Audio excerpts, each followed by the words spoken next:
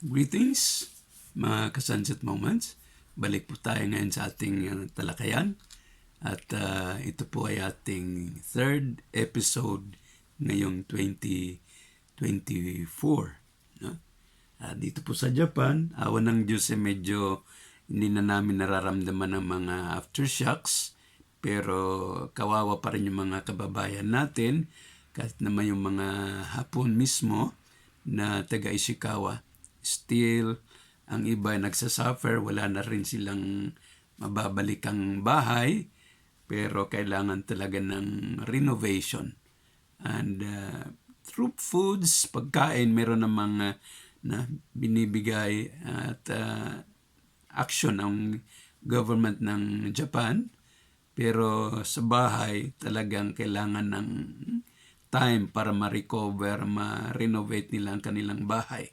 If not, talagang mag-build up ulit sila ng sarili nilang tahanan. No? Well, as of this time, I feel empty. Empty because yung mga anak ko nga back to their far places, no? Sa kanilang mga working places. Kaya dalawa na lang kami ni Mrs. rin dito. And we just hope na we can keep our smiles and our love between each other and improve our communication, our way of getting with communication to other people. More particularly, hindi lamang sa mga church works, sa NGOs, and sa akin rin naman is kahit andito sa bahay is through online activities. Isang panalangin ko rin ay itong kababayan natin na who is really suffering sa cancer stage 4. Medyo hirap na siyang gumalaw, very painful daw. At ang sa isa rin naman, yung isang binata ng anak ng spiritual son ko. Meron siyang mga seizures kahapon, but we are praying, we are trying to also coach his brother what to do.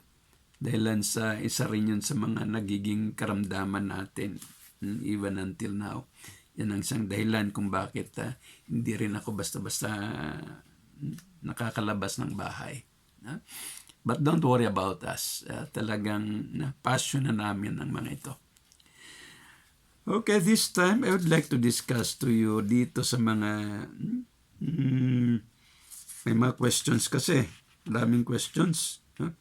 Itong mga early political noise daw. Early campaign, mga political damaging, and ayun na nga, nagsasagasaan na sila. Kailan bang susunod na eleksyon? Sa 2025 and then 2028, midterm election is 2025. So, what does it mean? 2024 ngayon.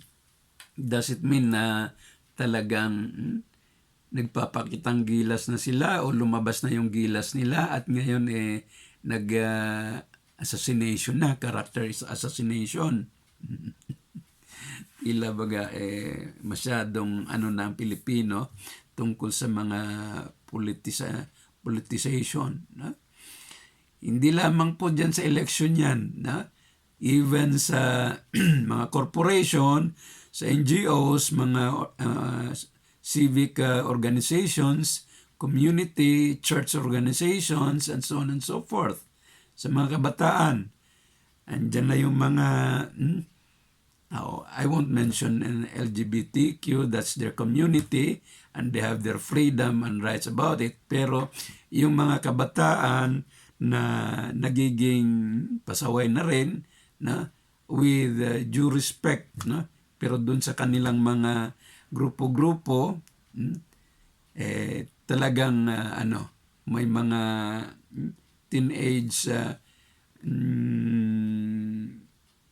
parang kriminal na rin. acts na rin yung mga yon, although they're still on their minor age. Pero going back dito sa tanong na early political noise, no? Yeah, there are already mga threats, no? Isa dito sa yung Digamot, Teves dun sa, no, sa Visayas ba yun? And ito rin, narinig ko rin, may mga social, mga hindi rin na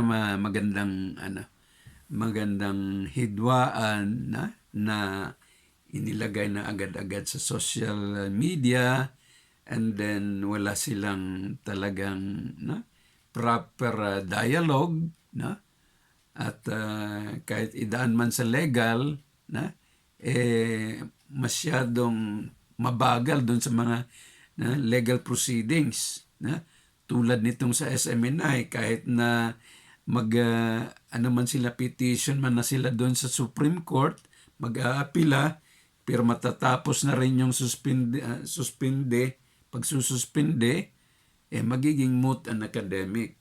Pero pagdating sa social media, tatamaan agad-agad, kahit sino-sino man. Hindi man matatamaan, ayun, nagmamarites, kumakalat-kalat na, kaya damage na agad yung pangalan ng isang tao. More to that, mga politicians. Well, anyway, hindi lamang ang Philippines ang gumagawa ng election. We are a democratic country, and others like itong America, si Biden, they also have their elections now and then. Sa Philippines, nagiging issue na naman yung CHA, charter change. Pero ang tinitingnan ko talaga rito ngayon is the leadership ng executive at saka legislative bodies. Meron yung mga, the speaker is there, he was elected, and he's there. And then, nag-appoint ba sila ng mga deputy speakers, senior na deputy speakers? At isang nakita ko rito, si former President Gloria Macapagal Arroyo. She was a senior deputy speaker. And then, of course, dati siyang campaign manager din kay Bongbong Marcos. Now, from senior deputy speaker, bumaba siya nagiging deputy speaker. Without really giving us the know-how, information kung bakit naging ganon. Until nagiging regular, ordinary congresswoman na lang siya or representative. Well, ito mga political changes, pero it comes from one person, from the speaker who leads the Congress, the lower Congress, lower house of the Congress. And, he has the power about these political responsibilities and duties, tungkol sa budget, tungkol sa mga kung ano-anong mga issues and cases, at doon din lumabas yung mga issues about these confidential funds, budgets, and so on and so forth. Nagiging mausok hanggang nagiging hindi lang mausok, talagang bumira ng bumira hanggang nagkaroon na ng talagang fire, and there they have the political maneuvering. Bumaklas, umalis na si GMA sa kanyang political party, sinundan din ng DepEd Secretary, umalis sa political party for the sake na wala na magkakagulo, pati yung confidential funds na request niya, hinayaan na niya. So those are facts. Those are facts, and it's not easy to gather facts. You have to take a look also on it, even through grains of the salt. Ibig sabihin, huwag lamang kang basta-basta. Pero, mga bagay-bagay ito na kailangan nating balansihin din. Tingnan natin mabuti. Ito, lumabas naman itong mga pulveron issues. They just call it pulveron. Pero, of course, pulveron is a powder type ng isang makain. And we know what it symbolized. Droga, shabu. But it was not mentioned as as clear of what is shabu, but they call it pulveron. And they're pointing it out doon sa president, the current president. And itinuon din ito doon sa mga drug test na yung iba noon, candidates, or doon sa PDEA, yung sa kanya naman, kay PBBM, sa ibang institution nagpa-test, laboratory test, hindi sa PDEA. Pinagdudugtong-dugtong na siguro nila ito. Kaya nagiging issue, and yun nagkakabangga-banggaan. May tinawag na tambaluslos, may tinawag-tawag na rin na kuting, and nagkakaroon na ng parang eto nga, hindi man natin masabing directly political party. Kibuloy and the former president has a program in the SMNI, pero pinasarayan. Kaya pati si Duterte medyo tinamaan din sa mga ganong gawain, lalong-lalo na initiative ito ng lower house headed by Romualdez na pinsan ng presidente. So it appears na Duterte against the Romualdez speaker, Romualdez. And then Duterte and Inday are of course Duterte. Itong sa kabila naman, Romualdez and Marcos, who are not just close friends, but they are relatives, cousins. And lumabas nga, blood is thicker than water. Pero magpinsan, mag-ama, tinitingnan ngayon yan ng mga Pilipino, ng mga sambayanan. Well, that's not just issue, pero ito ang naririnig, ito ang mga, we can balance it kung saan tayo talaga maniniwala rito. But of course, further investigation, and we have to gather enough data before we make our conclusion. Another question dito is, ito daw ROTC. It is, as ROTC is being planned to be part of the educational institution, does it point to the future militarization environment?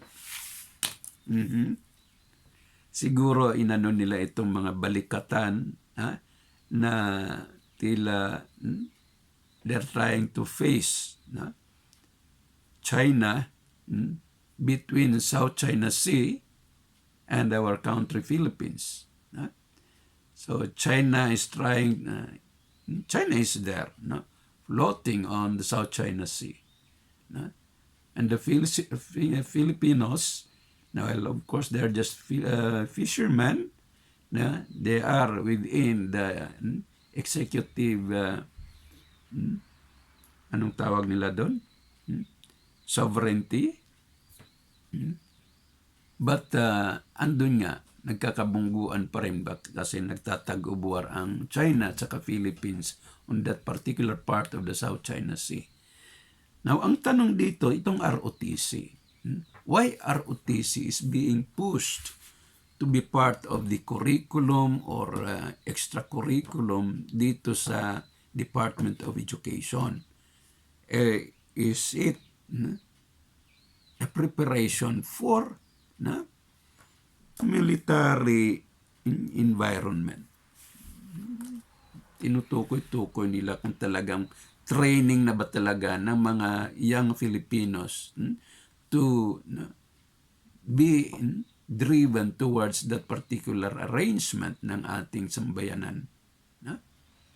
That they will be ready on whatever will happen if there is war, if there is something that we may blow up between China and the Philippines, then the young students could be ready. Maybe yun ang ibig niya sabihin sa military environment.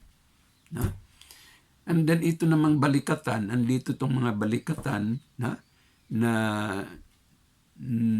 first USA and Filipino or Philippines.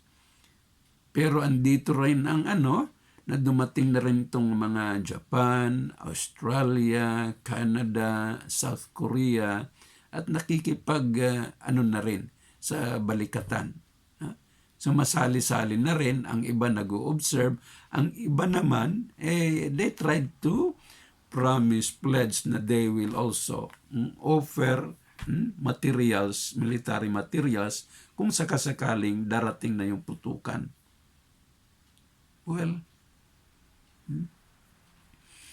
it's early in this year 2024, pero hindi natin maalis-alis na andito na itong mga parang climate, civil climate, nagkakaroon na ng mga word wars, civil word wars diyan sa social media, at hindi natin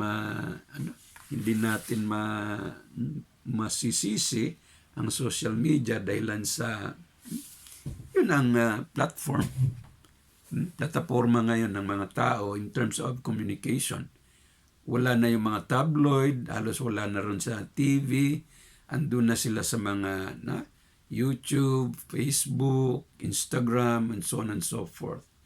Well, sa gabi, mayroon pa rin dyan sa TV, after gathering the reports, andun yung mga evening reports. Pero prior to that, sumabog na sa tanghali or late in the morning, sa hapon, yung mga talagang almost live na mga pangyayari, mga reports. Kaya, which one is which? Mga pumapangalawa si Inday Sara kay BBM, and what may happen? Now, yung mga nasa vlog na mga former generals, military officers, mga retired na, they're also trying to make a noise dun sa YouTube nila. And mga reactions, andun. Hindi na may maiwasan na pakinggan din yung mga sides nila. Aside from those mga TV anchors talaga na noon pa, nagre-real talk na sila. Pero, ayun, nakikita natin, naririnig natin na nafe-feel natin na parang they're trying to talk about impeachment or people power. And who will be next? Could Inday Sara be the next president? Could she bridge the gap? Who should be the one to act as a mediator on this? Now, political parties, Malacanang, Congress, and then mga civil authority personalities, I should say. Pero maingay at mainay. Even my friend in California sent me an email last night, and he mentioned about the South China Sea. Ibig sabihin, kahit siya mismo rin, he tried to monitor talaga our beloved country, Philippines, kung ano na talaga ang mga political maneuverings and mga pangyayari doon. So, that's it. Hindi lamang po yan sa isang bansa, that is only a macrocosm or a national, macronational, but it is also a micro dito sa ating mga pamilya, lugar or lipunan, and it can be seen in the national level, in the world level. Kaya yung mga pag-giri-girian ay hindi lamang sa loob ng Pilipinas yan. Between the South China Sea, West Philippine Sea, andun na yung giri-girian ng mga iba-ibang countries. Philippines and China, andun din ang Taiwan, ang Vietnam, and others. Andun pa rin yung Israel and Palestine, Gaza, ang Afghanistan, Taliban, ang Syria, and other nations. Andun pa rin yan, North and South Korea. Well, these are only mga cause and effects. Well, we can take a look on it as causes. Well, effects. But the question is, what is or are the causes of all these mga arguments, mga sabihin nating mga third, ano bang third, mga peripheral people na gumagawa-gawa na rin ng mga noise tungkol dito sa mga nasa central people or institutions. Shall we say, let's just keep ourselves warm or relaxed. Let's pray for them. Let's pray for them na mamumutawi pa rin yung being God-centered nila, and include the principled way of life sa mga decision-making nila, at wag lang magpadalos-dalos, and they get out from their egoism para wag naman magkabunggu-bungguan na ang ating karamihan for the sake of the greater good. Okay. Sa mga organizations naman, sa mga youth, please don't be dismayed kung ano ang mga pangyayari sa ating upper national level. Just focus on your vision, mission, and goals. Don't be swayed kung may mga pagsubok or challenges man sa inyong mga organisasyon. Let it be solved with the good counselors and advisors. Marami pang mga panahon, and you still have to experience more bitter way of life. Kaya listen to those experts. Knock on their doors para mabigyan kayo ng mga advices. Okay? So, again, ito po si Sir Cotaylo sa ating Sunset Moments. Thank you very much and good day.